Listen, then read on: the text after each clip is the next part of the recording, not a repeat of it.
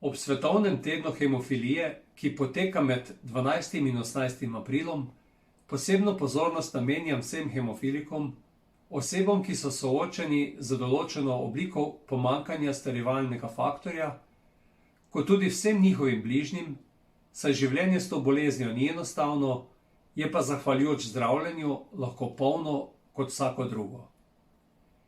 Pri tem pa je zelo pomembno, da tudi vsi mi v družbi vemo, da takšna bolezen obstaja in da je lahko med našimi prijatelji, sošolci ali sodelavci tudi nekdo, ki ima hemofilijo. Zato, da bomo njihove omejitve, kot so možnost krvavitve, potencialna gibalna oviranost in drugo, bolje razumeli in jih tudi sami spodbujali v njihovo družbeno vključevanje in jih celovito sprejemali. Danes se hemofilijo uspešno obvladuje z zdravljenjem ter s povezanimi strokovnimi zdravstvenimi ekipami.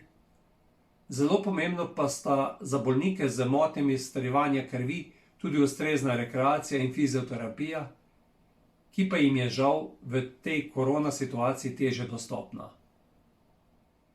Posebej pozdravljam velika prizadevanja vseh organizacij hemofilikov v Sloveniji, ki si prizadevajo za večjo izobraženost bolnikov glede same bolezni, kot tudi za ozaveščanje širše javnosti o hemofiliji.